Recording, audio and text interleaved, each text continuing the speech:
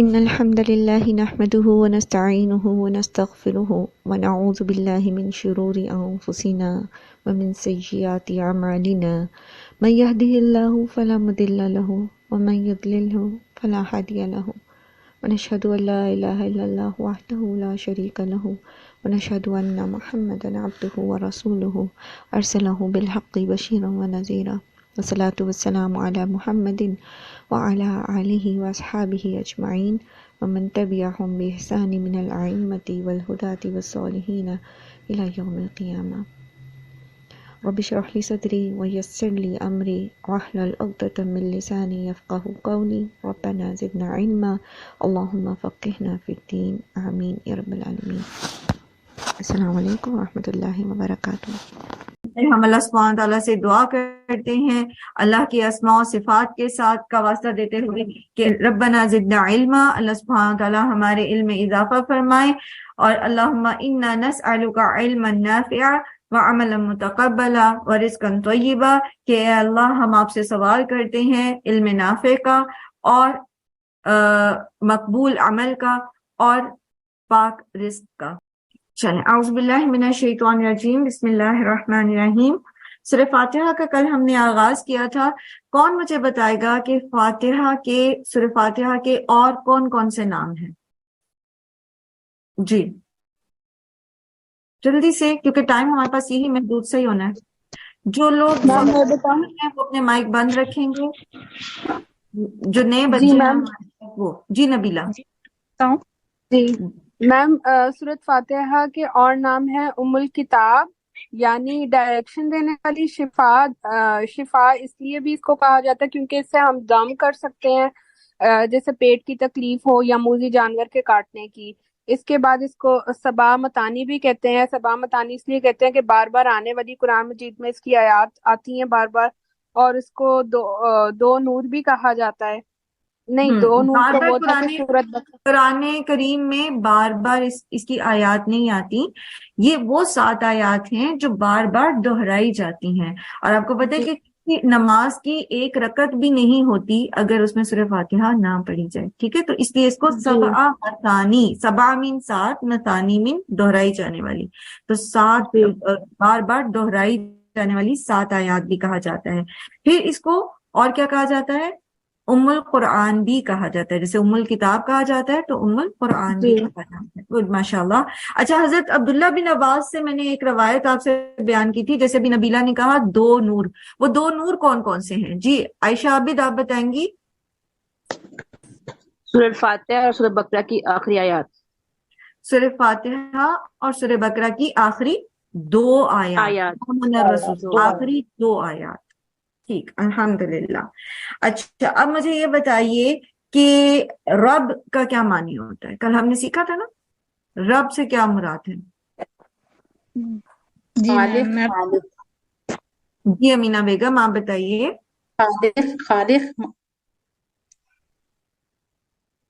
خالق، مالک، اور تیسری کون سی صفت آتی ہے اس میں؟ مدثر نہیں، مدبر پلانر.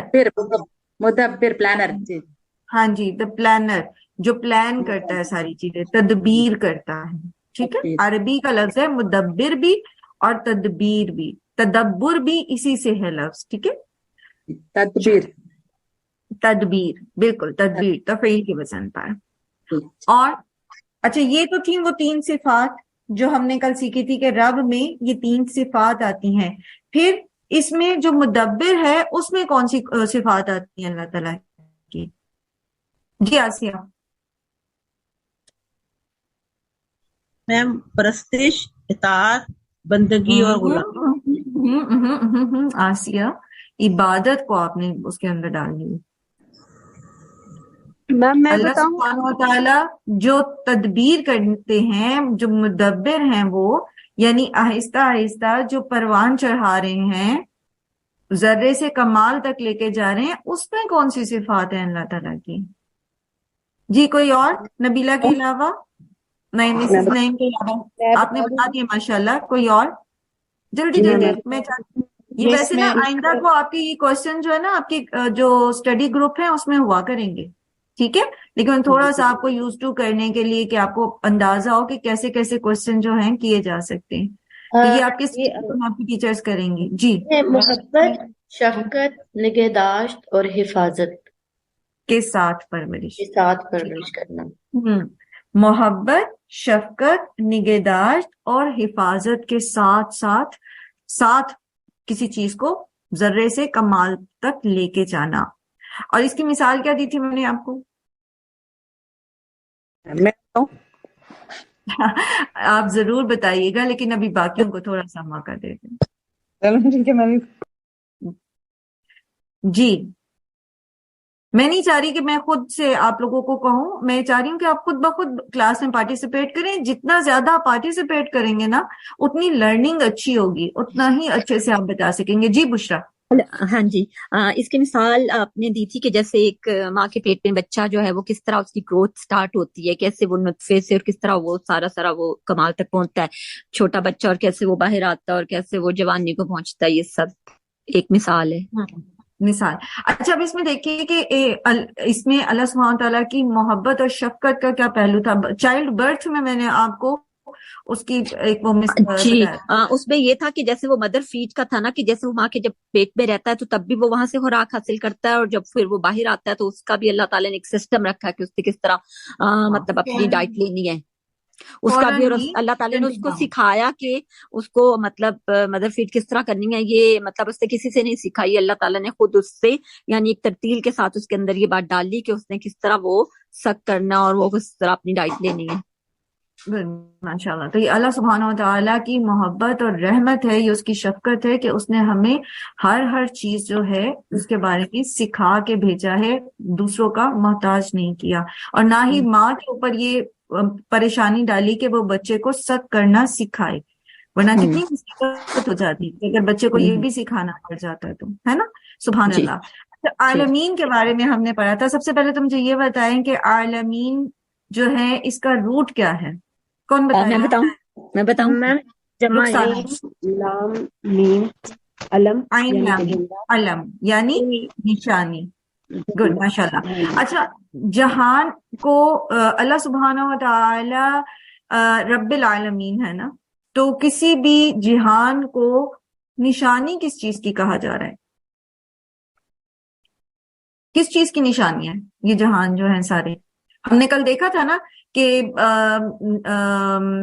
یونی سیلولر سے لے کر سمپل ملٹی سیلولر سے لے کر کمپلیکس جانور زمین کے اوپر، پھر آبی جانور، پھر آسمان. ابھی تو ہم نے سیر کی نہیں، انشاءاللہ جہاں پر اللہ کی تخلیق کے مختلف وہ آئیں گے نا، اللہ سبحانہ تعالیٰ کے صفاتی نام آئیں گے، وہاں پھر ہم کوشش کریں گے کہ اللہ کی بنائی ہوئی کائنات میں تھوڑی سی سیر بھی کریں انشاءاللہ.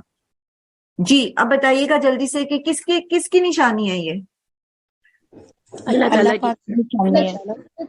تعالیٰ کی کریٹیوٹی کی نشانی ہے. یہ نشانیاں ہمارے رب کی طرف لے کر جاتی ہیں، ہمیں ہمارے رب کی پہچان کی طرف لے کر جاتی ہیں، رب کے معرفت کی طرف لے کر جاتی ہیں. ٹھیک ہے، اب جلدی سے مجھے بتائیں کہ کس نے جب ظہر کی نماز پڑھی تھی تو الحمدللہ رب العالمین پر وہ رک گیا تھا اور اس نے سوچا سارا اور جی میم ہم نے سوچا تھا، لیکن وہ جب نماز پڑھنے لگے تو پہلی رکعت میں جب ہم الحمدللہ رب العالمین تک پہنچے تو وہ چیز دماغ میں نہیں آئی، لیکن جب جیسے ہی تھوڑا سا آگے گئے تو وہ یاد آیا، آپ کی بات یاد آئی کہ ہمیں اس پہ کانسنٹریٹ کرنا تھا، ہم نے اس پہ رکنا تھا. چلیں میں نے انشاءاللہ دوبارہ سے شروع کی. یہ تو ہماری آپ دیکھیے کہ اللہ سبحانہ تعالیٰ کا ہم پر بڑا کرم ہے کہ اس سورہ کو، اس دعا کو اللہ تعالیٰ نے ہر رکعت میں جو ہے وہ لازم کیا. آپ ایک میں نہیں رک پاتے تو اگلے پہ رک جائیں، تھوڑا سا سوچیں اس کو. ٹھیک ہے، رب کے معنوں کو ذہن میں رکھنا ہے، عالمین کے معنوں میں. اور پھر یہ کہ الحمد اللہ کی تعریف ہے. کیوں ہے؟ کیونکہ بنایا ہی اس نے نا، دیا ہی اس نے. اب وہ اتنی محبت اور اتنی شفقت اور اتنی رحمت کے ساتھ ہمیں پال رہا ہے، پروان چڑھا رہا ہے. اور پھر الرحمن اور الرحیم، اس کے بارے میں بھی کل ہم نے پڑھا تھا. الرحمن کیا ہے؟ فعلان کے وزن پر ہے، ایگزیجریشن ہے، اس میں مبالغہ آرائی پائی جاتی ہے. اور بہت زیادہ رحم کرنے والا ہے، بہت زیادہ رحم کرنے والا ہے۔ اس کو بہت زیادہ کو آپ کیسے سمجھ سکتے ہیں؟ دیکھیں، ہر چیز میں اللہ کی رحمت ہے، ہر جگہ اللہ کی رحمت موجود ہے، ہر ایک پر اللہ تعالیٰ رحم کر رہا ہے۔ جو لوگ اللہ کو مانتے ہیں، جو اللہ کو نہیں مانتے، جو اس کے ساتھ شریک ٹھہراتے ہیں، جو اس کا انکار کرتے ہیں، ہر ایک پر اللہ سبحانہ تعالیٰ رحمت کرنے والا ہے۔ بارش برستی ہے تو کیا وہ صرف مسلمانوں پہ برستی ہے؟ کس پہ؟ سب پہ برستی ہے نا۔ اسی طرح اللہ تعالیٰ رزق دے رہے ہیں، اولاد دے رہے ہیں، اپنی رحمتیں صبح و شام اپنی نعمتیں دے رہے ہیں، سورج جب چڑھتا ہے، دھوپ جب نکلتی ہے، اس سے سب فائدہ اٹھاتے ہیں، چاہے وہ اللہ کے فرما بردار ہیں، چاہے وہ اس کے نافرمان ہیں۔ تو وہ الرحمن ہے، بہت زیادہ رحم کرنے والا، ہر ایک پر رحم کرنے والا، ہمیشہ رحم کرنے والا۔ اور الرحیم کا کل میں نے آپ کو بتایا تھا کہ اس کے اندر تسلسل آتا ہے، یعنی ہمیشگی پائی جاتی ہے، ایک استمرار پایا جاتا ہے۔ استمرار کہتے ہیں کسی چیز کا جاری ہونا، جاری اور ساری رہنا۔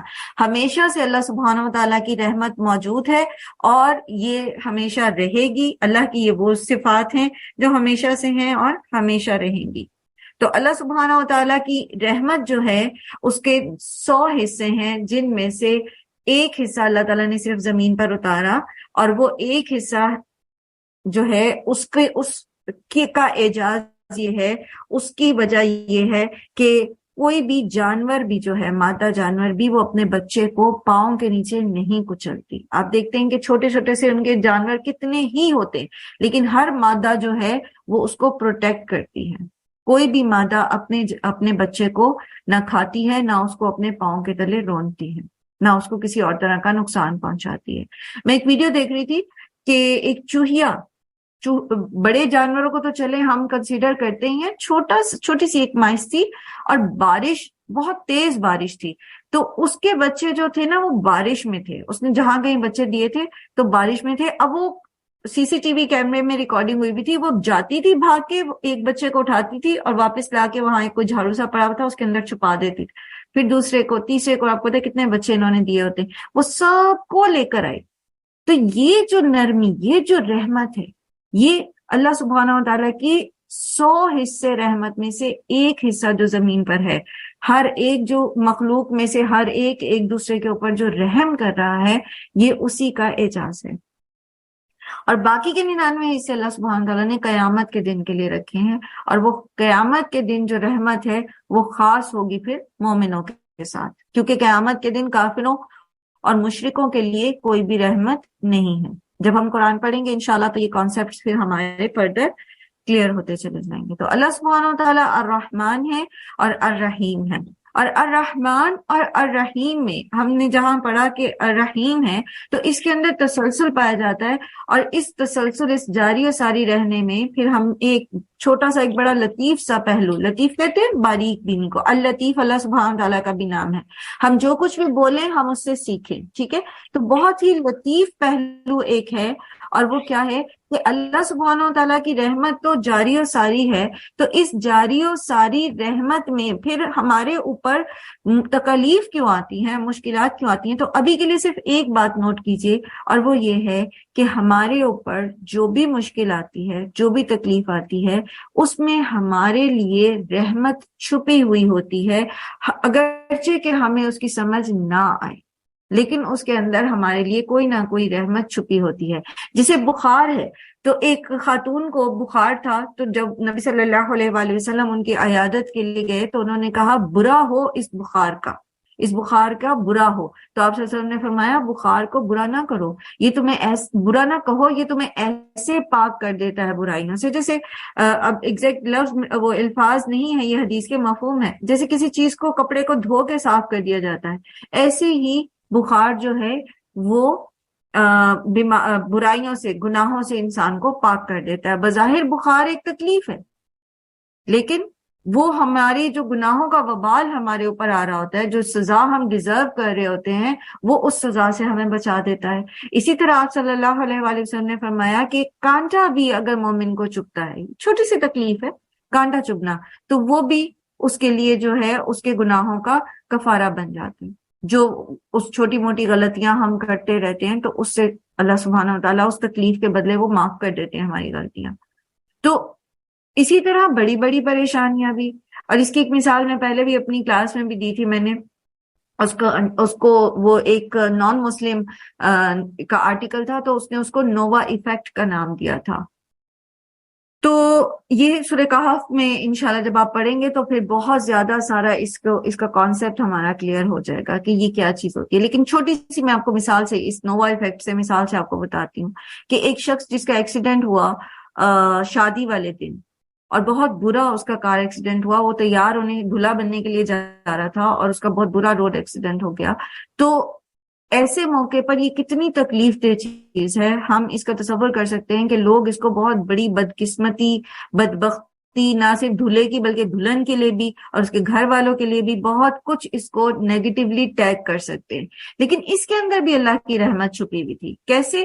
جب اس شخص کو چونکہ چوٹیں زیادہ لگی تھی تو اس کا فل باڈی سکین کیا گیا تو پتہ چلا کہ اس کو برین ٹیومر ہے. تو ڈاکٹرز نے یہ جملہ بولا کہ آپ کے لیے یہ ایکسیڈنٹ بلیسنگ بن کے آیا ہے، رحمت بن کے آیا ہے، کیونکہ یہ وہ ٹیومر ہے جو کبھی بھی اتنی ابتدائی سٹیج پر ڈائگنوز نہیں ہوتا. اس کے سمٹمز تب ظاہر ہونا شروع ہوتے ہیں جب یہ قابو سے باہر ہو چکا ہوتا ہے اور پھر اس کا علاج ناممکن ہوتا ہے اور موت یقینی ہوتی ہے. تو آپ کے لیے یہ ایکسیڈنٹ ایک رحمت بن کے آیا کہ اب یہ سکین ہو گیا، پتہ چل گیا کہ یہ ٹیومر آپ کے برین میں ہے تو اس کی سرجری آسانی سے ہو سکتی ہے اور آپ اس کے تکلیف ہے اس سے آپ بچ سکتے ہیں. تو بظاہر دیکھیے کتنی مشکل سچویشن ہے، لیکن اس میں بھی اللہ کی رحمت چھپی ہوئی ہے. تو اللہ سبحانہ و تعالیٰ الرحیم ہے. پھر اللہ سبحانہ و تعالیٰ الرحیم ہے کیسے؟ جتنے بھی احکامات اللہ تعالیٰ نے ہمیں دیے ہیں، جتنے بھی ڈوز ہیں، جتنے بھی ڈونٹس ہیں، ان سب کے اندر اللہ تعالیٰ کی رحمت چھپی ہوئی ہے. حتیٰ کہ آپ دیکھتے ہیں کہ قتل، جب کوئی شخص قتل کرتا ہے تو اللہ سبحانہ و تعالیٰ فرماتے ہیں کہ تمہارے لیے قصاص میں زندگی ہے اگر تم اے عقل والو، یعنی قتل کے بدلے اگر تم قتل کر دیتے ہو تو اس میں تمہارے لیے بھلائی ہے، فلاح ہے. اچھا، اب ایک شخص نے قتل کیا، اس کے بدلے قتل کر دینا، یہ تو قتل و غارت سی لگتی ہے تکلیف. ہمارے نزدیک تو چلے معاف کر دینا ہی رحمت ہے، آلدو اس کی بھی اجازت ہے، وہ بھی ایک کنڈیشن ہے، انشاءاللہ سورہ بقرہ میں ہم پڑھیں گے. لیکن یہاں پر اللہ تعالیٰ نے فرمایا کہ قتل کے بدلے اگر تم قاتل کو قتل کر دیتے ہو تو تمہارے لیے اس میں زندگی ہے. کیسے؟ اس میں اللہ کی کون سی رحمت چھپی ہوئی؟ جی اب ذرا کامن سینس استعمال کریں اور بتائیں. میم اس طرح کہ وہ پھر کسی اور کو قتل نہیں کرے گا یا فتنہ نہیں پھیلانے کا سبب بنے گا. ہاں، وہ شخص بھی کسی کو قتل نہیں کر سکے گا، اور دوسرا جب قتل کے بدلے قتل کیا جائے گا تو باقیوں کو عبرت ہوگی، کوئی اور قتل نہیں کرنے کی سوچے گا. معاشرہ جو ہے وہ ایسے فساد سے بچ جائے گا. تو اللہ تعالیٰ نے جو حدود بتائی ہیں، جو سزائیں بتائی ہیں، اس میں بھی سراسر رحمت ہے. زنا، جب غیر شادی شدہ مرد یا عورت زنا کرتے ہیں تو 100 کوڑوں کی سزا ہے.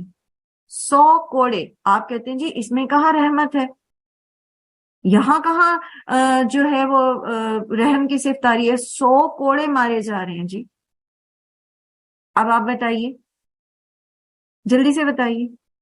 جو لوگ پہلے بھی پڑھ چکے ہیں اگر وہ بھی بتانا چاہیں تو بتائیں جلدی سے تاکہ ہم آگے چلیں.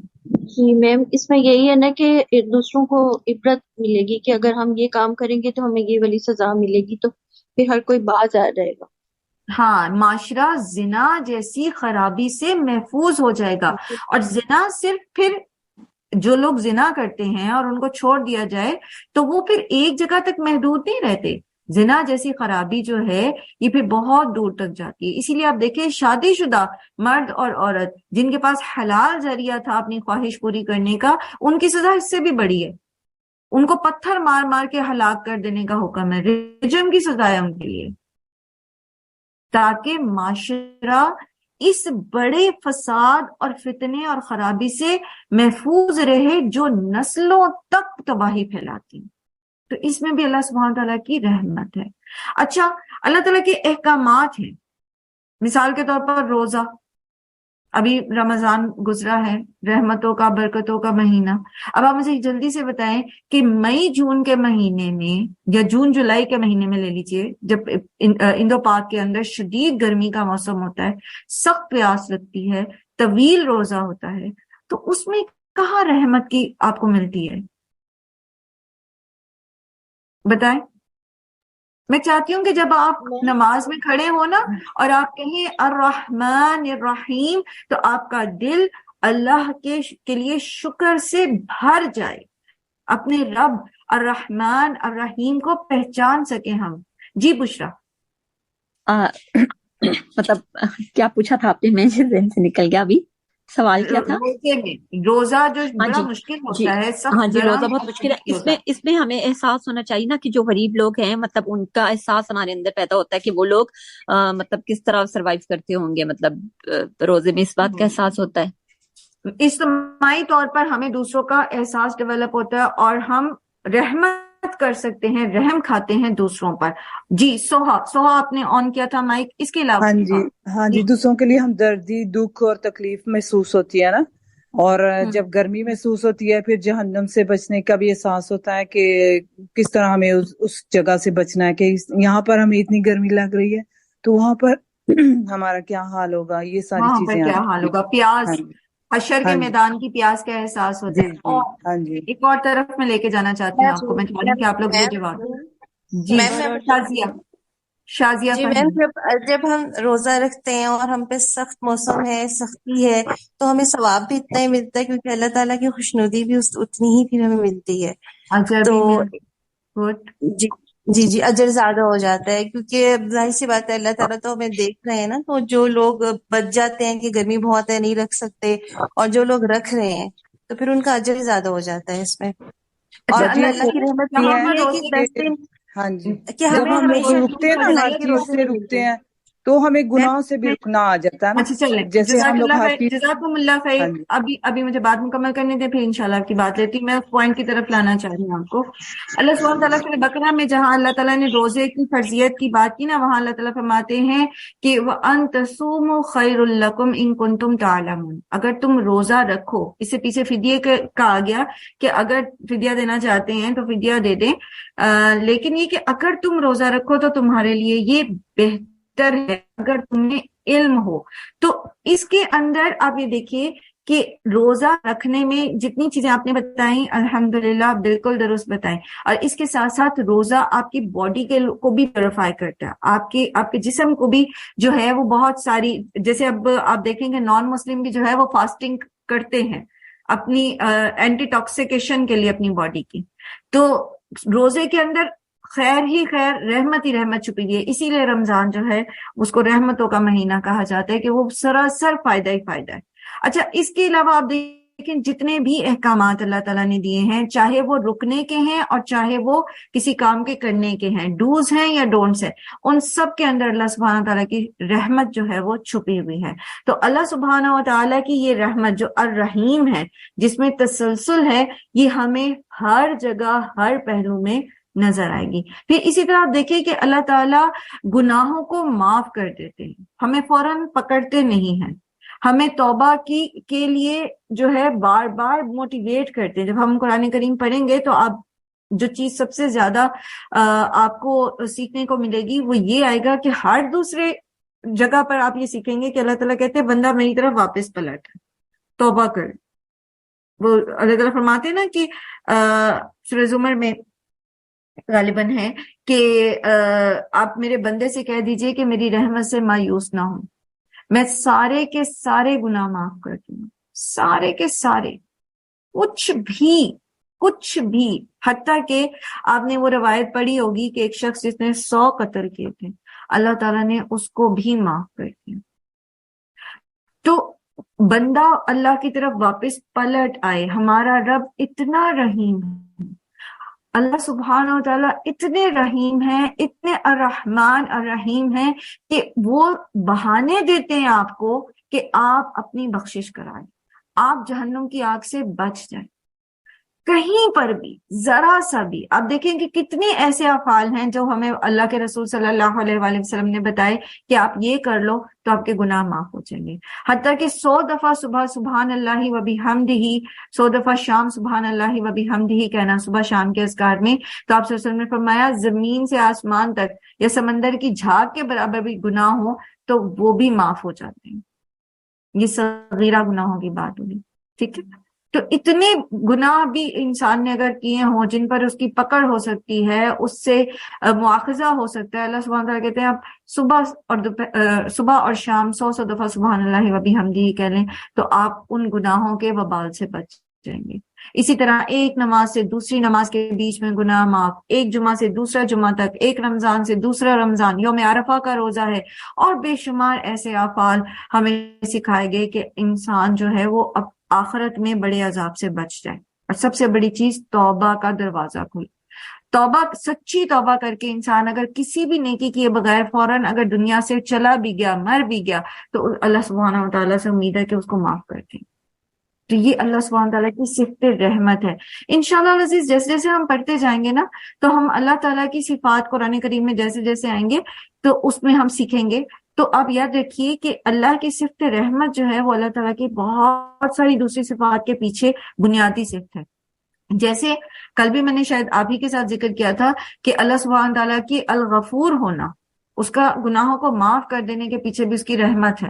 اسی طرح اللہ سبحانہ تعالیٰ کا الحلیم ہونا، یعنی اس کا ہمیں مہلت دیتے رہنا، ہمارے گناہوں پہ فوراً ہمیں پکڑنا نہیں، تو اس کے پیچھے بھی اس کی صفت رحمت ہے. اسی طرح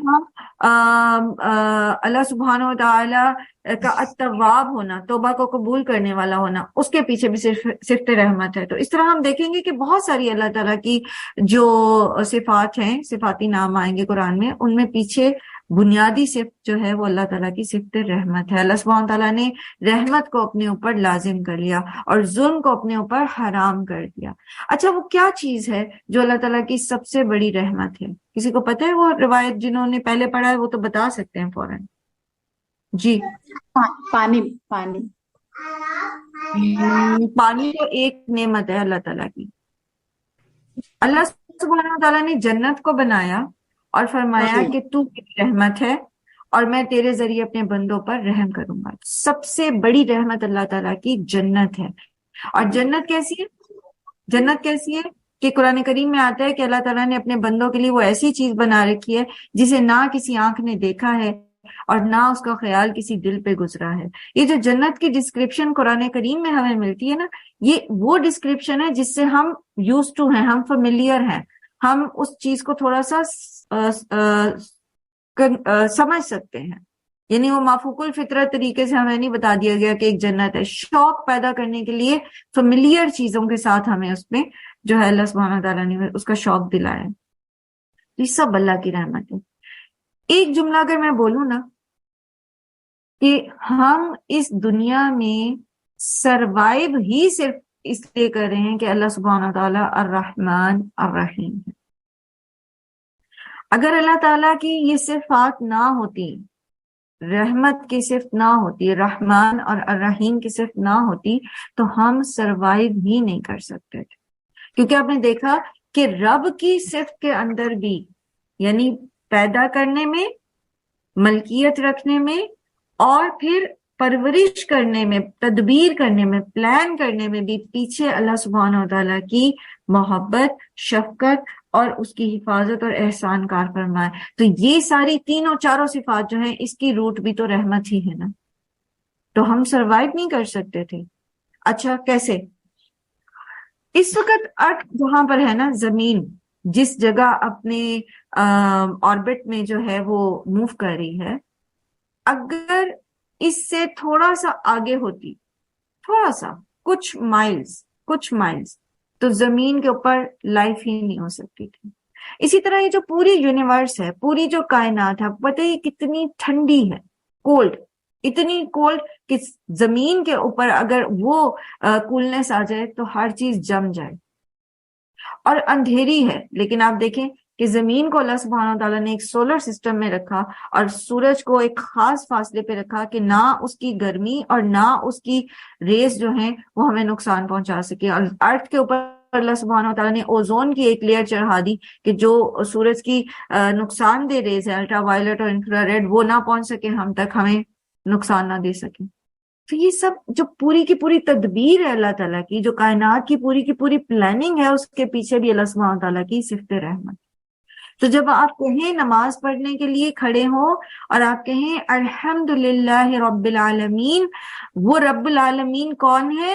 الرحمن الرحیم. تو یہ ہمارے سینے سے نکلنے چاہیے یہ دونوں الفاظ, اور ہمارا دل شکر سے بھر جانا چاہیے, اور پھر وہ حمد ادا کرنے کا ادا ہوگا جو ہم اس کیفیت کے ساتھ اللہ کی اللہ تعالیٰ اس حمد کو ڈیزرو کرتے ہیں سبحانہ,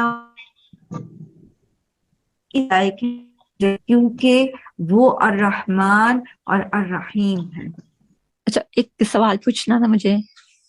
جی میں نے ایک بات مطلب سنی ہوئی ہے کافی عرصے سے, تو میں نے آپ سے پوچھنا تھا کہ بات ٹھیک ہے یا نہیں. تو وہ یہ کہ وہ کہتے ہیں کہ جو اللہ جو رحمان ہے وہ اللہ تعالیٰ اس وقت ہے یہ صفت اس کی, اور جو رحیم ہے وہ مطلب آخرت میں ہوگا, یعنی وہ رحمت جو ہے نا وہ تب ہوگی, اور جو یہ رحمان والی صفت ہے وہ اس وقت دنیا میں ہے ہم پر, اور وہ جو رحیم والی صفت ہے وہ آخرت میں ہوگی. تو یہ ٹھیک ہے؟ دیکھیں اس کو ایکسپلین کیا جاتا ہے نا کہ ایک ہی جگہ پر اللہ تعالیٰ نے رحمان بھی کہا اور رحیم بھی کہا, روٹ دونوں کا ایک ہے. تو اس کو ایکسپلین کرنے کے لیے بعض علماء جو ہیں وہ اس کو اس طرح ایکسپلین کرتے ہیں کہ دنیا میں اللہ تعالیٰ کی صفت رحمت جو ہے وہ رحمان میں کور ہوتی ہے, کیونکہ وہ بہت زیادہ رحم کرنے والا ہے.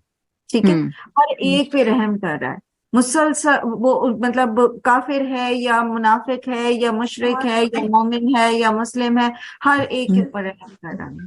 لیکن رحیم جو ہے چونکہ اس کے اندر کنٹینیوٹی ہے, تسلسل ہے, تو وہ جو رحیم کی صفت میں جو رحمت ہے وہ جو باقی اس کے 99 حصے ہیں نا وہ اس کو کور کرتا ہے. لیکن یہ کوئی ختمی بات نہیں ہے, بیسکلی وہ رحمان بھی ہے اور رحیم بھی ہے. اور یہ جو رحمان اسی طرح کہ ہر ایک کے اوپر رحمت کر رہا ہے, بہت زیادہ رحمت کر رہا ہے, بھرپور رحمت کر رہا ہے, ہر ایک اس کی رحمت سے فائدہ اٹھا رہا ہے. اور رحیم یہ کہ وہ ہمیشہ سے رحمت کرتا آ رہا ہے, اور یہ رحمت اس کی جاری و ساری رہے گی آخرت میں بھی. اور چونکہ آخرت میں رحمت صرف مومنوں پر ہوگی, اس لیے شاید وہ اس کو خاص کر دیتے ہیں کہ یہ آخرت میں ہوگا. ٹھیک ہے, کیونکہ آپ دیکھیں کہ سورہ نبا جب آپ پڑھتے ہیں نا تو اس میں جو ہے وہ اللہ سبحانہ و تعالیٰ کی صفت رحمان کا ذکر آتا ہے. ٹھیک ہے, اسی طرح ایک اور قیامت کے دن میں اور بھی ایک دو مقامات پر اللہ سبحانہ تعالیٰ کی صفت رحمان ہی کا ذکر آتا ہے اس میں قیامت کے ذکر کے ساتھ. ٹھیک ہے, تو ایسا نہیں ہے کہ وہاں پر رحمان نہیں ہے, ہاں یہاں پر وہ ایکسپلین کرنے کے لیے اس کو اس طرح سے بتا سکتے ہیں. کلیئر ہوا؟ ہاں جی, لیکن ہمیں تو دنیا میں بھی وہ رحمان اور رحیم ہے, اور وہ بعد میں بھی رحمان اور رحیم رہے گا, ہمارا تو دل یہی مانتا ہے. بالکل, وہ دنیا میں بھی دیکھیں بیسیکلی گرامیٹکلی جو ہے نا قرآن کریم میں کوئی بھی لفظ جو ہے نا وہ خواہ نہیں آ گیا, بلا وجہ نہیں آ گیا, کوئی زیر زبر پیش بھی بلا وجہ نہیں ہے. ٹھیک ہے, تو یہاں پر دونوں ایک ہی روٹ کے دو لفظ لائے نا اللہ تعالیٰ. رحمان میں بھی راہ میم ہے, رحیم میں بھی راہ میم ہے. ٹھیک ہے, ٹھیک ہے, تھینک یو. ایک تھوڑا سا ایڈ کر سکتی ہوں, اگر جو میں اپنی سینس سمجھ سکی ہوں اس کو شیئر کر سکتی ہوں. جی جی, یہ مطلب جیسے رحمان اور رحیم کا کنسیپٹ ہے نا, تو وہ ایک اللہ تعالیٰ جو ہے نا وہ بے نیاز ہے, اس کو کوئی فرق نہیں پڑتا ہم کتنی باتیں کرتے ہیں, کتنی وہ کرتے ہیں, ہم کفر کرتے ہیں, شرک کرتے ہیں. وہ رحمان ہے نا, اس لیے وہ زمین کے ہر کارنر میں رزق پہنچا رہا ہے. اگر وہ ذرا سا بھی مطلب یعنی کہ اس کی یہ اگر مطلب صفت نہ ہوتی نا اس کی, تو اس کو کوئی غرض نہیں تھی کہ اس شرک کرنے والے مشرکین کو وہ ایک دانہ رزق نہ دے.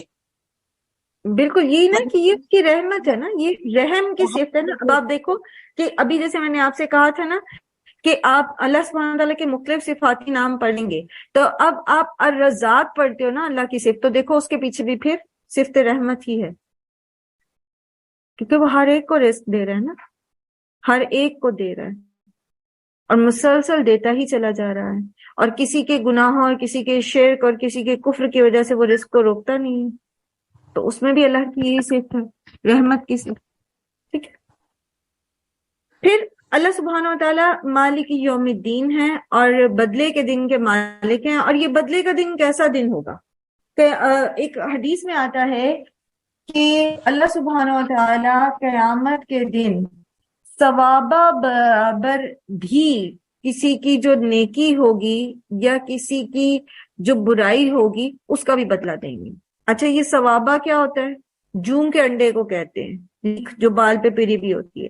اب آپ دیکھیں کہ اللہ سبحانہ و تعالیٰ کس طرح کا بدلہ دیں گے اس دن، قیامت کے دن اللہ تعالیٰ کس طرح کا بدلہ دیں گے کہ ہر چھوٹی سے چھوٹی نیکی بھی کنسیڈر کی جائے گی اور بڑی سے بڑی مطلب چھوٹی سے چھوٹی نیکی اور چھوٹی سے چھوٹی برائی، دونوں چیزیں جو ہیں وہ کنسیڈر کی جائیں گی، سب کا وزن ہوگا۔ جیسے آپ اس میں پڑھتے ہیں نا سورہ زلزال میں بھی کہ اس دن انسان جو ہے وہ ذرہ برابر جو اس نے خیر کی ہوگی، خیر کا کام کیا ہوگا وہ بھی دیکھ لے گا، اور ذرہ برابر جو اس نے کوئی برائی کی ہوگی وہ اس کو بھی دیکھ لے گا، ہر چیز جو ہے وہ سامنے لائی جائے گی۔ اب یہاں پر دو چیزیں ہم نے ذہن میں رکھنی ہے، ایک تو یہ کہ یہ بدلے کا دن ہے، تو بدلہ کیسا ہے؟ بدلہ ایسا ہے کہ آپ صلی اللہ علیہ وسلم نے فرمایا کہ اگر ایک سینگ والی بکری بے سینگ کی بکری کو مارے گی دنیا میں تو اس کا بھی بدلہ دلا دیا جائے گا، یہ اور بات ہے کہ اس کے بعد ان دونوں کو ختم کر دیا جائے گا۔ اور اگر کوئی شخص جس کا یہ فیصلہ ہو گیا ہے کہ وہ جنتی ہے اور اس نے جنت میں جانا ہے، اور وہ شخص جس کا یہ فیصلہ ہو گیا کہ وہ جہنمی ہے اور اس نے جہنم میں جانا ہے، لیکن جنتی میں اس جہنمی کا ایک بدلہ ہے، اس نے اس جہنمی کو دنیا میں تھپڑ مارا تھا بلا وجہ، وہ تمانچے ابھی اللہ دلا دیں گے، یعنی جہنم میں جائیں گے۔ اس درجے پر اللہ سبحانہ و تعالی نے قیامت کے دن کے بدلے کو انصاف پر مبنی رکھا ہے، یہ تو تھا بدلہ۔ اب یہاں جو بات ہے جو اللہ سبحانہ تعالیٰ کی صفت آ رہی ہے وہ ہے مالک یوم الدین۔ اللہ سبحانہ و تعالیٰ بدلے کے دن کے مالک ہیں، انصاف کے یہ تقاضے ایسے پورے ہوں گے، لیکن چونکہ اللہ تعالیٰ کی ملکیت ہے، اللہ تعالیٰ مالک ہیں، تو پھر بعض جگہوں پر ایسا بھی ہوگا کہ اللہ تعالیٰ اپنے کسی پسندیدہ بندے کو جس سے کوئی زیادتی ہوئی ہوگی، اس کو جس پر اس نے زیادتی کی ہوگی، اپنے پاس سے اسے کمپنسیٹ کر دیں گے، اپنے پاس سے اس کو دے کے راضی کر لیں گے اور اپنے اس بندے کو سزا سے بچا لیں گے، کیونکہ اللہ تعالیٰ کے اس بندے کی کوئی ادا، کوئی کام، کوئی نیکی اللہ کو پسند آئی ہوگی۔ تو ٹوٹلی جو ملکیت ہے قیامت کے دن کی وہ اللہ تعالیٰ کی ہے، کوئی اللہ تعالیٰ کے فیصلوں کے اوپر انفلوئنس نہیں کر سکتا، کوئی اللہ تعالیٰ کو اللہ کا فیصلہ بدلنے پر مجبور نہیں کر سکتا، کوئی بھی اللہ کے پاس سفارش نہیں کر سکے گا سوائے اس کے جس کو اللہ تعالیٰ سفارش کرنے کی اجازت دیں گے، اور جس کے لیے اجازت دیں گے وہ صرف اسی کے لیے سفارش کر سکے گا۔ تو اللہ تعالیٰ قیامت کے دن کے مالک ہیں، ٹوٹلی مکمل طور پر کوئی بھی اللہ تعالیٰ کے فیصلوں کو بدل نہیں سکے گا۔ پھر کل ہم نے پڑھا تھا ایاک نعبد و ایاک نستعین، ہم اللہ تعالیٰ سے دعا کرتے ہیں اس چیز کی، پہلے ہم اپنی عاجزی کا اظہار کرتے ہیں اور ہم کہتے ہیں کہ اللہ تعالیٰ ہم صرف آپ ہی کی عبادت کرتے ہیں اور ہم صرف آپ سے ہی مدد چاہتے ہیں۔ تو عبادت میں نے آپ کو بتایا تھا کہ عبادت کے اندر تین چیزیں شامل ہیں، تین چیزیں عبادت کے اندر شامل ہیں، پرستش، اور پرستش میں کیا آ جاتا ہے؟ وہ سارے ریچولز عبادات جو ہم عام طور پر جن کو ہم ٹوٹلی عبادت کا نام دیتے ہیں، ٹھیک ہے، جیسے نماز ہے، روزہ ہے، حج، زکوٰۃ، صدقات وغیرہ. پھر اطاعت اور فرما برداری اور بندگی اور غلامی، یہ تینوں چیزیں عبادت کے اندر شامل ہیں. اور پھر اس پر یہ کہ یہ عبادت جو ہے یہ شدید محبت اور تعظیم کے ساتھ ہوگی، یعنی اللہ کی فرما برداری، اس کی اطاعت، اس کی غلامی، اس کی پرستش، یہ ساری کی ساری جو ہے یہ کس طرح ہوگی؟ شدید محبت. محبت کیسی؟ قرآن کریم میں سورہ بقرہ میں ہی آتا ہے نا کہ والذین آمنوا اشد حبا للہ، اور وہ لوگ جو ایمان لاتے ہیں وہ اللہ کی محبت میں شدید ہیں. تو ہر چیز محبت کے ساتھ، مثلا فرما برداری کرنی ہے اللہ تعالیٰ کی، اللہ کا حکم ماننا ہے، تو وہ ڈنڈے کے زور پہ نہیں ہوگا. جیسے نماز ہی کی مثال لے لیں، چلیں چھوٹے بچوں کو تو سکھاتے ہوئے ان کو ڈانٹ ڈپٹ کی جاتی ہے، یا ان کو تھوڑا سا اجازت بھی ہے کہ اگر 10 سال کی عمر میں بچہ نماز نہیں پڑھتا تو اس کی ہلکی پھلکی سی اس کو سزا دی جا سکتی ہے، یا جب تک بچے بڑے نہیں ہوتے، سمجھدار نہیں ہوتے، آپ ان کو ڈانٹ ڈپٹ کے نماز پڑھا سکتے ہیں. لیکن وہ جو ڈانٹ ڈپٹ کے نماز پڑھائی گئی ہے اگر کسی باشعور شخص کو، تو اس کی وہ نماز جو ہے وہ اس کا عبادت کا حق ادا نہیں ہوگا، کیونکہ وہ اس نے خود محبت سے نہیں کی، وہ اس نے کس چیز کے ڈر سے کی ہے؟ کسی کی مار یا ڈانٹ کے ڈر سے. تو عبادت کے اندر شوق اور محبت، تعظیم، یہ لازم، اس کا لازمی حصہ ہے. آپ صدقہ دیتے ہیں، عبادت کر رہے ہیں نا. اب اگر وہ صدقہ آپ نے صرف کسی کو دکھانے کے لیے کیا ہے، کسی کی باتوں سے یا لان تان سے بچنے کے لیے کیا ہے، کوئی مجھے بخیل نہ کہے یا یہ میرے تو پیچھے لگ جائے گی، چلو دو اس کے سامنے اب یہ دے دو تاکہ میری جان چھوٹ جائے، تو وہ عبادت کنسیڈر ہی نہیں ہوگی، کیونکہ وہ آپ نے خود محبت سے اللہ کی عظمت کو پہچانتے ہوئے اللہ کی فرما برداری کرتے ہوئے نہیں کی، تو وہ کنسیڈر ہی نہیں ہوگا صدقہ. تو عبادت کے اندر خالصتاً اللہ کی محبت میں شوق کے ساتھ وہ کام کرنا. اچھا، اب عبادت جو ہے نا، ایک تو یہ کہ اس میں ظاہری اور باطنی جو ریچولز ہیں، جیسے ظاہری کون سی ہیں چیزیں؟ یہی نماز، روزہ، زکوٰۃ، حج، صدقات وغیرہ، یا دیگر جو کام ہیں. اور باطنی کیا ہے؟ ہمارے اندر کی، یعنی ہماری نیت کا اخلاص، محبت، تعظیم، اللہ کی خشیت کا ہونا، ٹھیک ہے. اور پھر یہ جو عبادت کا لفظ ہے نا، یہ تمام اقوال اور افعال کو کور کر دیتا ہے.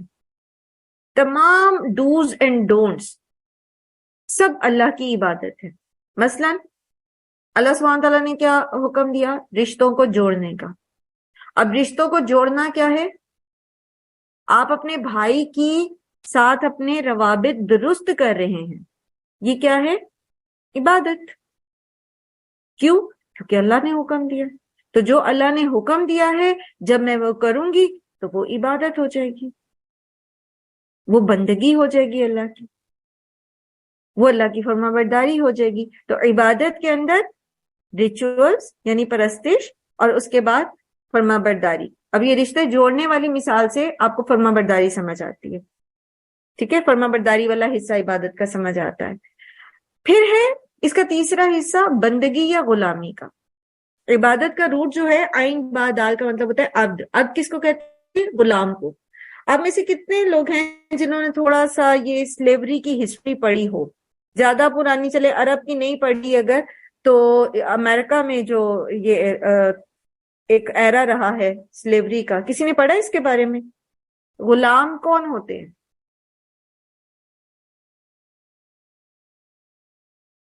چلیں نہیں باقاعدہ پڑھا تو بھی بتا دیجئے، آپ کے ذہن میں ایک غلام کون ہوتا ہے؟ میم جو اپنے کال و فیل میں اپنے آقا کا محتاج ہوتا ہے نا مس، وہ جو اپنی مرضی نہیں کر سکتا، سارا کچھ جو ہے نا اپنے مالک کے مطابق کرتا ہے. یہ اپنی کوئی مرضی. چلے ہم جی حکم مانتے ہیں، ٹھیک ہے. سوہا کی بات کو لے کے آگے چلتے ہیں. جس کی اپنی کوئی مرضی نہیں ہوتی.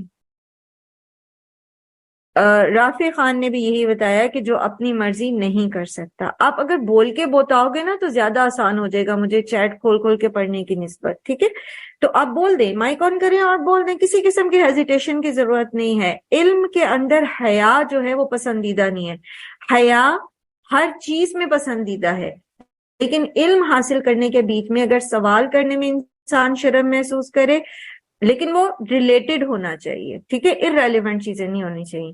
یا یہ کہ جو اس کو سمجھ آ رہی ہے وہ بتانے میں اگر وہ حیا محسوس کرتا ہے تو پھر علم حاصل نہیں کیا جا سکتا، علم کے اندر رسوخ حاصل نہیں کیا جا سکتا.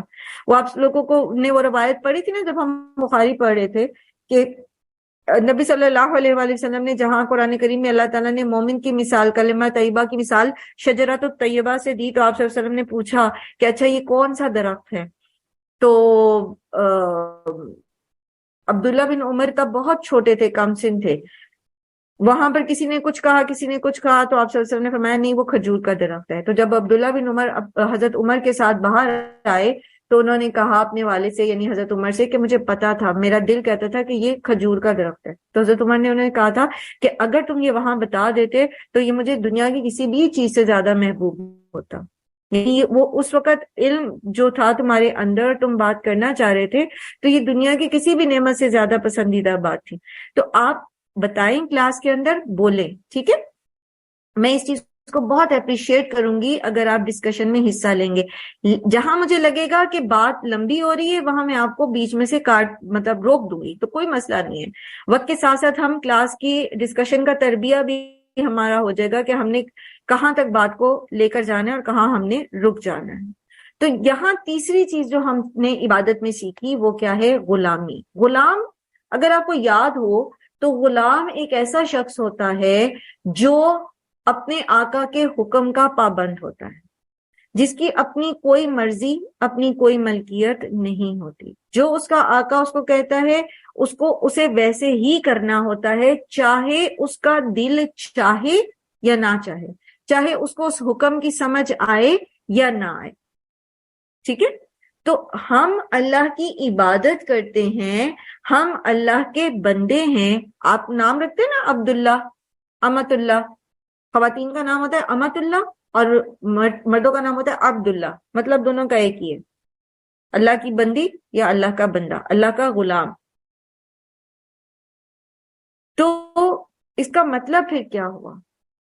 اس کا مطلب یہ ہوا کہ جب ہم یہ کہہ دیتے ہیں نا کہ لا الہ الا اللہ، اللہ کے سوا کوئی عبادت کے لائق نہیں، یعنی میں اللہ کی عبادت کرتی ہوں، تو انڈائریکٹ میں کس چیز کا اعلان کرتی ہوں، کس چیز کے لیے اپنے آپ کو پیش کرتی ہوں کہ میں اللہ کی بندی ہوں. میری اپنی کوئی مرضی نہیں ہے، میری اپنی کوئی چاہت نہیں ہے، میری اپنی کوئی ملکیت نہیں ہے، سب اللہ کا ہے.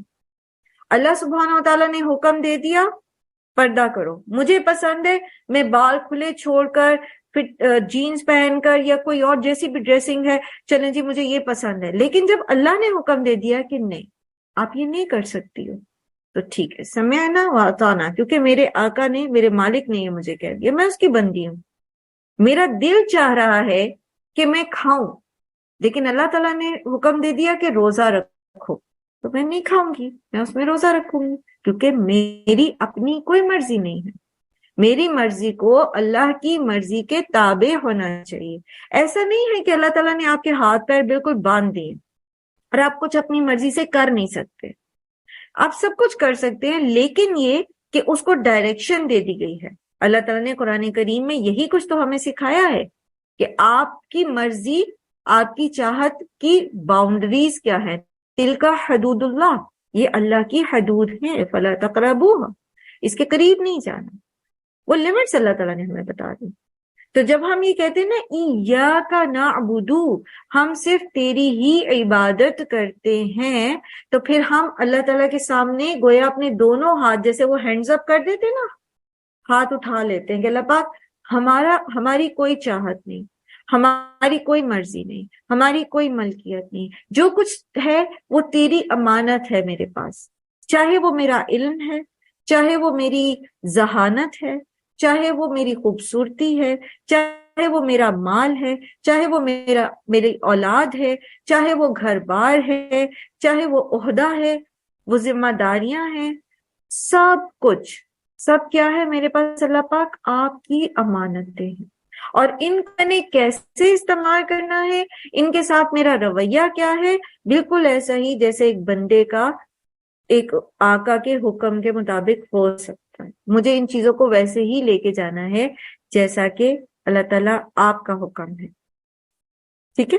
تو اللہ تعالیٰ کی ہم جب یہ کہتے ہیں ایاک نعبد، ہم صرف تیری ہی عبادت کرتے ہیں، تو یہ ساری چیزیں ہمارے اندر ہمارے ذہن میں ہوتی ہیں کہ اللہ تعالیٰ ہاں ہم صرف اور صرف آپ کے لیے اس حد تک سبمیشن دیتے ہیں، اس حد تک ہم اپنا آپ کے سپورٹ کرتے ہیں، صرف آپ کے لیے، کسی اور کے آگے نہ ہم جھکتے ہیں، نہ ہم اس کی بات اس سے ایسی شدید محبت رکھتے ہیں جیسے اللہ تعالیٰ ہم آپ سے رکھتے ہیں، نہ کسی کا خوف کسی کا ڈر ہمارے دل میں ویسا ہے جیسا آپ کا ہے، جیسے اللہ تعالیٰ فرماتے ہیں نا کہ فَلَا تَخْشَوْهُمْ وَاخْشَوْنِي، ان سے نہ ڈرو مجھ سے ڈرو، خشیت لوگوں کی نہیں ہو ہمارے دل میں، صرف اللہ کی ہو۔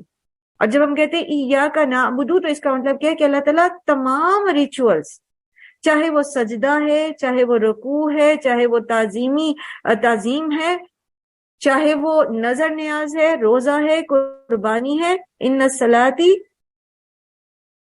ونسکی ومحیای ومماتی، تو جب ہم کہتے ہیں ومحیای ومماتی، اور میرا جینا اور میرا مرنا للہ رب العالمین، کہ جس ادارے کے پلیٹ فارم پہ آپ کھڑے ہیں نا، اس کا سلوگن بھی یہی ہے کہ ان الصلاۃ ونسکی ومحیای ومماتی للہ رب العالمین، میری نماز، میری قربانی یعنی میری بدنی عبادات بھی اور میری مالی عبادات بھی، اور میرا جینا اور میرا مرنا یعنی میرے سارے کے سارے معاملات صرف اللہ رب العالمین کے لیے ہیں۔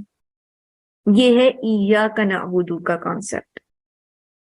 اب جب ہم نماز پڑھنے کھڑے ہوں اور ہم کہیں ایاک نعبد، تو ہم ایک لمحے کے لیے اپنا جائزہ لے لیں فٹافٹ کہ کیا واقعی میں اپنی اس بات میں سچی ہوں؟ کیا واقعی میں صرف اللہ کی عبادت کرتی ہوں؟ کیا واقعی میں اپنی مرضی کو اللہ کی مرضی کے سامنے قربان کر دیتی ہوں؟ کیا واقعی میرے دل میں اللہ کی محبت سب سے زیادہ شدید ہے؟ کیا واقعی میں صرف اللہ ہی سے ڈرتی ہوں؟ اچھا ایک مثال دیجئے مجھے، کیا واقعی ہم صرف اللہ سے ڈرتے ہیں یا ہم لوگوں سے ڈرتے ہیں؟ ہم لوگ لوگوں سے زیادہ ڈرتے ہیں۔ ہم لوگوں سے زیادہ ڈرتے ہیں۔ ہم اللہ تعالیٰ کی کتنی نافرمانیاں کرتے ہیں صرف اس لیے کہ لوگ کیا کہیں گے، لوگ کیا کہیں گے، بلکہ لوگ کیا کہیں گے، لوگ کیا کہیں گے۔ ہم اسراف کرتے ہیں، ہم بعض جگہ پر بخل کر دیتے ہیں، بعض جگہ پر ہم اللہ رحم کرے ہم پر، ہم بے حیائی کے کام کر جاتے ہیں، ہم بہت سارے حرام کام کر جاتے ہیں صرف اس لیے کہ لوگ کیا کہیں گے۔ تو پھر اس کا مطلب ہے ایاک نعبد، میں ہر نماز میں ہر رکعت میں مصلی پہ کھڑے ہو کے پڑھتی تو ہوں، لیکن ابھی یہ پوری طرح سے سچ نہیں، ایسے ہی ایسے ہی ہے، لیکن ہم مانتے نہیں ہیں۔ لیکن ہم مانتے نہیں، ہم ماننا نہیں چاہتے۔ اور ہم کیوں نہیں ماننا چاہتے؟ کیونکہ ہمارا نفس اس میں راضی نہیں ہے۔ اور آپ کو پتا ہے قرآن کریم میں اللہ تعالیٰ نے فرمایا کہ کیا تم نے اس شخص کو دیکھا جس نے اپنی خواہش نفس کو ہی معبود بنا رکھا ہے؟ یعنی لوگوں کو تو پھر وہ سیکنڈ پرسن آ جاتا ہے، دوسرا آ جاتا ہے، ہم تو اللہ کو چھوڑ کر اپنے نفس کو ہی سجدے کرنے میں لگے میں، میری مرضی، میری چاہت، میرا دل کر رہا ہے۔ تو آپ نے کبھی سوچا، میں اکثر سوچتی ہوں کہ سورہ فاتحہ ہی کیوں؟ قرآن سارے کا سارا حکمتوں سے بھرا ہوا ہے، سورہ فاتحہ ہی کیوں ہر رکعت میں پڑھی جاتی ہے نماز کی؟ کیونکہ یہ وہ سورہ ہے، اس کے اندر وہ کانٹینٹس ہیں سارے کے سارے، وہ اس کے اندر جو اللہ سبحانہ وتعالیٰ نے ساری باتیں اکٹھی کرتی ہیں جو ہمارے پورے کے پورے ایمان کو ہر رکعت میں، دن میں 5 مرتبہ، آپ کتنی 5 نمازوں میں اگر آپ ساری رکعات کو کیلکولیٹ کریں، ہر دفعہ ہمارا پورا کا پورا ایمان جو ہے نا وہ ریوائز ہو جاتا ہے. اسی لیے اس کو ام الکتاب بھی کہا جاتا ہے نا. تو ایاک نعبد، اللہ تعالیٰ ہم صرف تیری عبادت کرتے ہیں. تو کل ہم نے کہا تھا کہ جب ہم نماز پڑھنے کھڑے ہوں گے ہم اللہ سبحانہ تعالیٰ کی ربوبیت کو سوچیں گے. آج ہم نے سیکھا اس کے رحمان اور رحیم ہونے کے، اس کے مالک یوم الدین ہونے کے، اور پھر اس کے معبود ہونے کے بارے میں. ہم جب پڑھیں گے نماز اور اس میں سورہ فاتحہ تو ہم سوچیں گے کیا واقعی ہم دل سے الحمدللہ کہہ رہے ہیں؟ کیا واقعی میں اللہ کی نعمتوں کو اکنالج کرتی ہوں؟ کیا واقعی میں اس چیز کو مان رہی ہوں کہ اللہ ہی رب العالمین ہے؟ اور رب کون ہے؟ اور پھر اس کی صفت رحمت کیا ہے؟ میرے تو شکوے ہی نہیں ختم ہوتے. مجھے اللہ نے عورت کیوں بنا دیا؟ مجھے اللہ نے اس گھر میں کیوں پیدا کر دیا؟ فلاں شخص سے میری شادی کیوں ہو گئی؟ میرے بچے ایسے کیوں نہیں ہیں؟ میرے پاس یہ کیوں نہیں ہے؟ میرے پاس وہ کیوں نہیں ہے؟ فلاں جگہ میرا گھر کیوں نہیں ہے؟ میری ناک ایسی کیوں ہے؟ میری آنکھوں کا رنگ ایسا کیوں نہیں ہے؟ میرے بالوں کا رنگ ایسا کیوں نہیں ہے؟ میرے تو شکوے ختم نہیں ہوتے. کیا میں واقعی اللہ کی شکر گزار بندی ہوں؟ کیا واقعی دل سے کہہ رہی ہوں الحمدللہ؟ کیا واقعی؟ اب مجھے ایک بات بتائیے کہ اگر واقعی ہم شعور کے ساتھ نماز کی ہر رکعت میں شعور کے ساتھ الحمدللہ رب العالمین کہتے ہوں تو کیا ہمارے اندر سے ساری کی ساری ناشکری نکل نہ جائے؟ کیا ہم اللہ کے شکر گزار بندوں میں نہ شامل ہو جائیں؟ یہ نکل جائے نکل سکتی ہے نا؟ جی جی. تو کیوں نہیں نکلتی پھر یہ ناشکری ہمارے اندر سے؟ کیونکہ ہمیں شعوری طور پر الحمدللہ کہنے ہی نہیں آتا ہے نا. اسی لیے تو دیکھیے اللہ کے رسول صلی اللہ علیہ وسلم نے فرمایا الحمدللہ کہنا زمین اور آسمان کے بیچ میں جتنی جگہ ہے اس کو بھر دیتا ہے. اتنا اجر ہے اس کا. لیکن اس طرح سے نہیں یہ جو ہم تسبیح پکڑی الحمدللہ الحمدللہ الحمدللہ الحمدللہ پڑھتے، ہمیں پتہ ہی نہیں ہم کہہ کیا رہے ہیں. یہ جو ہمارے اندر سے نکلتا ہے نا الحمدللہ، کس لیے؟ کیونکہ وہ رب ہے، عالمین کا رب ہے. اسی نے تو مجھے پیدا کیا، اسی نے تو اسی کی رحمتوں اور اسی کی نعمتوں میں تو میں پل بھر رہی ہوں. میں اپنی پیدائش سے پہلے سے لے کر موت کے بعد تک، پل صراط کو پار کر دینے کے بعد تک میں اس کی رحمت ہی کی تو محتاج ہوں. اسی کی تو میں محتاج ہوں، اسی کی تو نعمتیں ہیں میرے ارد گرد. اور اسی کے لیے تعریف ہے جو مالک ہے آخرت کے دن کا، بدلے کے دن کا، ایسا کہ وہ ایک ذرہ برابر بھی چاہے تو ہم سے بدلہ لے لے. اور وہ انصاف پسند ہے، وہ کسی کے اوپر زیادتی نہیں کرتا. پھر بھی اس نے بتایا کہ وہ رحمان بھی ہے اور رحیم بھی ہے. تو توبہ کر لو، باز آ جاؤ، نیکیوں میں جلدی کرو. سورہ آل عمران میں آتا ہے نا، تو تم جلدی کرو اس جنت کی خاطر جس کا عرض جو ہے وہ زمین و آسمان کے برابر ہے. سارے فی الخیرات، چلو آگے، نکلو آگے.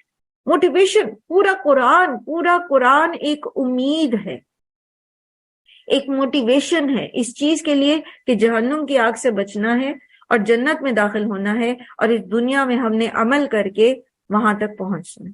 اور اس سارے میں ہم اللہ سبحانہ و تعالیٰ کی رحمتوں کے محتاج ہیں.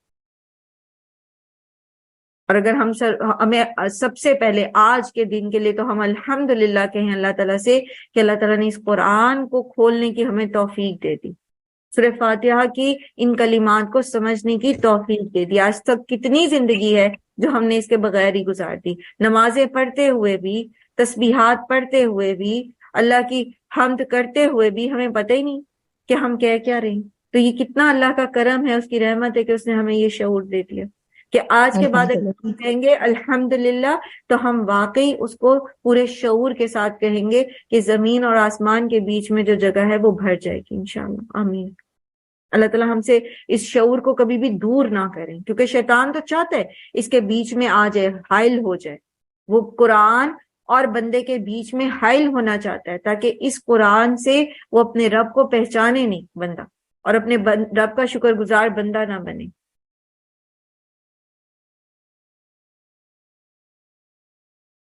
تو جب ہم کہیں گے ایاک نعبد تو یہ ساری ایک ہم نے اپنا کوئک انالیسس کرنا ہے. ٹھیک ہے، جلدی سے اپنا انالیسس کرنا ہے کہ کیا واقعی میں اپنی اس بات میں، اس دعوے میں جو میں اللہ کے سامنے کر رہی ہوں کہ اللہ ہم صرف تیری ہی عبادت کرتے ہیں، میں سچی ہوں؟ میں نے لوگوں کو تو اپنا خدا نہیں بنا رکھا، میں نے اپنی رسم و رواج کو تو اپنا خدا نہیں بنا رکھا، میں نے اپنی اولاد کو، اپنے گھر بار کو تو پوجا نہیں شروع کر رکھی. گھر کی اور اولاد کی پوجا کیسے کرتے ہیں ہم؟ ایک اللہ کا حکم ہے اور ایک اولاد کی چاہت ہے. ہم اولاد کی محبت میں اولاد کی چاہت کو لے لیتے ہیں اور اللہ کے حکم کو چھوڑ دیتے ہیں. تو پھر یہ کیا ہوا؟ پھر وَإِيَّاكَ نَسْتَعِينُ، نستعین کا روٹ جو ہے وہ عون سے ہے، مدد. ہم صرف تیری ہی مدد چاہتے ہیں، تجھ سے ہی مدد چاہتے ہیں. بیسیکلی یہ عبادت ہی کا ایک پارٹ ہے، یعنی اللہ تعالیٰ کے سامنے اس چیز کا اظہار کرنا کہ اللہ تعالیٰ ہم صرف تجھ سے ہی مدد مانگتے ہیں، ہم اس چیز کا اقرار کرتے ہیں کہ صرف آپ ہی ہیں جو ہماری مدد کر سکتے ہیں. کوئی غیر اللہ اس طرح سے ہماری مدد نہیں کر سکتا جیسے آپ کر سکتے ہیں. اور اللہ تعالیٰ کیسے مدد کرتے ہیں؟ مثال دیں. غزوہ بدر میں اللہ تعالیٰ نے کیسے مدد کی تھی؟ فرشتوں کے ذریعے. ٹھیک ہے، جیسے دنیا میں بھی ہماری کوئی مدد کرتا ہے نا کوئی انسان بھی، تو اس کے دل میں بھی اللہ تعالیٰ ہمارے لیے کچھ ڈالتے ہیں تو پھر وہ ہماری مدد کرتا ہے، ورنہ وہ بھی ہماری مدد نہیں کر سکتا. بالکل. دل کس کے ہاتھ میں؟ اللہ تعالیٰ کے ہاتھ میں نا. جی ہم کیا کہتے ہیں؟ یا مقلب القلوب، اے دلوں کو الٹ پلٹ کرنے والے. تو دل اللہ کی مٹھی میں ہے. کوئی شخص، کوئی بندہ، کوئی مخلوق ہماری مدد نہیں کر سکتی اگر اللہ کا اذن نہ ہو، اگر اللہ اس کو توفیق نہ دے. اگر اللہ تعالیٰ کسی کو کچھ دینا چاہتے ہیں اور تمام جن و انس اور ساری کی ساری دنیا، پوری کی پوری کائنات زور لگا لے، ایک طرف ہو جائے تمام سپر پاورز، اور اس بندے سے وہ چیز چھیننا چاہیں، نہیں چھین سکتے. اور اگر اللہ تعالیٰ کسی کو کوئی چیز نہ دینا چاہیں تو ساری کی ساری سپر پاورز، ساری کی ساری دنیا، تمام جن و انس مل کے بھی وہ چیز اس کو دینا چاہیں تو اس کو دے نہیں سکتے. الٹیمیٹ مدد اللہ ہی کی طرف سے آتی ہے. حتیٰ کہ جو فرشتوں کا اترنا ہے، سورہ آل عمران میں اللہ سبحانہ تعالیٰ فرماتے ہیں کہ جو ہم نے فرشتے اتارے تمہارے لیے، یہ صرف اس لیے تھے کہ تاکہ تمہیں اطمینان قلب حاصل ہو جائے. اصل مدد تو اللہ ہی کی طرف سے آتی ہے. تو اسباب، چاہے وہ انسان ہو، چاہے وہ فرشتے ہوں، چاہے وہ آندھیاں ہوں، جیسے غزوہ احزاب میں اللہ تعالیٰ نے مسلمانوں کی مدد آندھیوں کے ذریعے کی تھی، چاہے وہ اللہ کا کوئی بھی لشکر ہو، کوئی بھی چیز ہو، وہ مدد صرف جو ہے، وہ اسباب جو ہیں وہ تبھی ہماری مدد کر سکتے ہیں جب پیچھے اللہ کی رضا شامل ہو، جب اللہ کا حکم ہو، جب اللہ کا اذن ہو. تو بیسیکلی یہ ہمارے عقیدے کا حصہ ہے کہ مدد صرف اللہ تعالیٰ کر سکتے. کوئی اور ہمیں اس طرح سے مشکل سے، پریشانی سے، تکلیف سے نکال ہی نہیں سکتا جس طرح اللہ تعالیٰ نکال سکتے. اور اگر ہماری سوچ یہ ہے یا ہمارا عقیدہ یہ ہے کہ جیسے اللہ تعالیٰ ہماری مدد کر سکتے ہیں مافوق الفطرت طریقے سے، کسی بھی طریقے سے، ویسے کوئی اور مخلوق ہماری مدد کر سکتی ہے، تو وہ شرک ہو جاتا ہے. وہ شرک ہو جاتا ہے. صرف اللہ ہی ہماری مدد کر سکتا ہے. دنیا میں اللہ تعالیٰ نے اسباب پیدا کیے ہیں، اور وہ اسباب اللہ تعالیٰ نے اس لیے پیدا کیے ہیں تاکہ کیونکہ انسان جو ہے وہ اسباب کو دیکھ سکتا ہے تو اس سے اس کو اطمینان قلب ہوتا ہے. مثال کے طور پر بچے جو ہوتے ہیں ماں باپ کو دیکھتے ہیں ساری زندگی کے، چھوٹے سے پیدا ہوتے ہیں تب سے ماں باپ ان کی مدد کر رہے ہوتے ہیں، ان کو ہیلپ آؤٹ کر رہے ہوتے ہیں ان کے پرابلمس میں سے. تو ماں باپ کیا ہیں؟ سبب ہیں. بچہ ان کو دیکھ سکتا ہے تو اللہ تعالیٰ نے ان کو دنیا میں ان کے لیے ایک رابطہ، ایک وہ وسیلہ بنا دیا ہوتا ہے کہ وہ اس وقت اس پرابلم میں اس کو ہیلپ آؤٹ کرتے ہیں. لیکن اس کا یہ مطلب نہیں ہے کہ ماں باپ ہمیشہ مدد کر سکتے ہیں، ہر جگہ کر سکتے ہیں. ہم میں سے کتنے لوگوں کا یہ تجربہ ہے، خاص طور پر شادی کے بعد، کہ ایک وقت ایسا آتا ہے کہ ماں باپ چاہتے بھی ہیں کہ وہ آپ کی مدد کریں لیکن وہ بے بس ہوتے ہیں کسی وجہ سے، ہے نا؟ بچے سے کوئی بچہ بیمار ہوتا ہے تو مائیں کچھ بھی نہیں کر سکتی ہیں، کچھ بس بھی اس کی نہیں، دیکھ بھال ہی کرتی ہیں، اس کو صحت نہیں دے سکتی جب تک اللہ تعالیٰ تکلیف نہ نہیں دور کر سکتی ہیں اس کو درد ہو رہا ہوتا ہے، آپ اس کی درد نہیں دور کر سکتے. آپ اللہ سے ہی دعا کرتے کہ اللہ تعالیٰ اس کو شفا دے دیں، اس کی تکلیف دور کر دیں. آپ اس کو ہیلپ نہیں کر سکتے. تو بظاہر اللہ تعالیٰ نے دنیا میں اسباب بنائے ہیں، جیسے مال ہے. آپ کو کوئی چیز کی ضرورت ہوتی ہے، آپ پیسے خرچ کرتے ہیں، آپ وہ چیز خرید لیتے ہیں، آپ اپنا وہ کام پورا کر لیتے ہیں، آپ ایک چیز پیمنٹ کرتے ہیں اور اپنے لیے وہ چیز لے آتے ہیں، آپ اس سے فائدہ اٹھاتے ہیں. یہ اسباب ہیں، لیکن یہ اسباب ایک حد تک مددگار ہو سکتے ہیں، اس سے آگے نہیں ہو سکتے. جو کاملیت ہے مدد میں، جو الٹیمیٹ ہیلپ ہے، وہ صرف اور صرف اللہ سبحانہ و تعالیٰ کر سکتے ہیں. اور یہی ہم یہاں کہتے ہیں ایاک نستعین. اور جب ہمارا یہ کانسیپٹ کلیئر ہو جاتا ہے نا تو پھر ہمارے لوگوں کے ساتھ روابط بھی بہت اچھے ہو جاتے ہیں.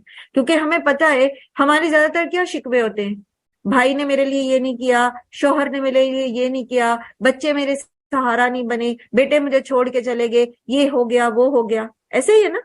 تو جب ہم یہ کانسیپٹ ہمارا کلیئر ہوتا ہے نا کہ ہماری مدد تو صرف اللہ ہی کر سکتا ہے، تو پھر ہمیں لوگوں کے اوپر شکوے نہیں رہتے.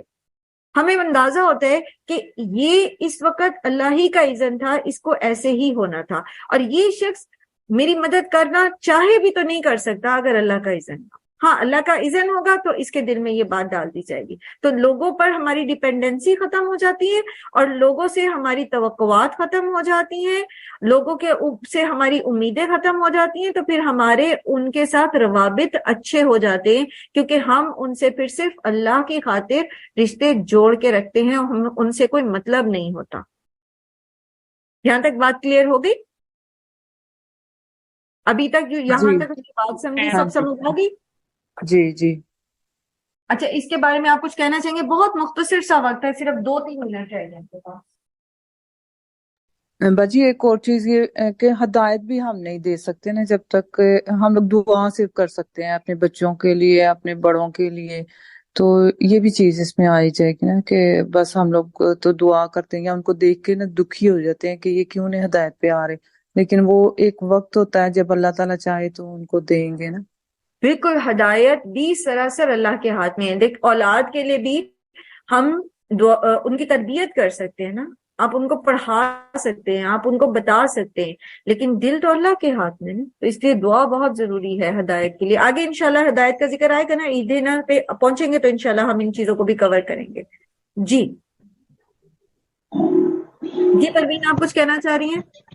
السلام علیکم ورحمۃ وعلیکم اللہ. السلام ورحمۃ اللہ.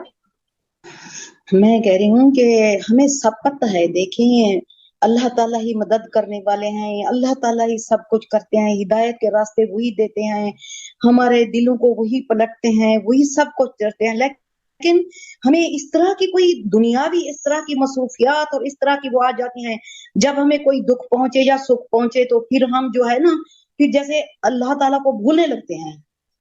یہ چیزیں ہمارے اندر سے نکل جائیں. باقی ہمیں سب پتہ ہے کہ جو ہے اللہ ہی سب کچھ کرتے ہیں، مدد کرنے والے وہی ہیں، نماز میں بھی مطلب فریاد کرتے ہیں، راستے دکھانے والے بھی وہی ہیں، سب کچھ کرنے والے وہی ہیں. ہمارے سب کچھ اللہ ہے، ہم اللہ کی مرضی، اللہ کے عزت کے بغیر کچھ ہو ہی نہیں سکتا. لیکن یہ جو ہے نا پتہ نہیں آج کل کی ایسی کوئی مصروفیات، کوئی زندگی اس طرح کے حالات چل رہے ہیں کہ بس کچھ دکھ تکلیف ہو تو پھر ہمیں فوراً سے ہمارے دماغ معوف ہو جاتے ہیں. یہ پتہ نہیں کہ ہمیں کیا ہو جاتا ہے. اس کی بنیادی وجہ یہ ہے کہ جی ہمارا تعلق جو ہے نا قرآن سے اور اللہ تعالیٰ سے اس نوعیت کا ابھی ڈیولپ نہیں ہوا جیسا ہونا چاہیے.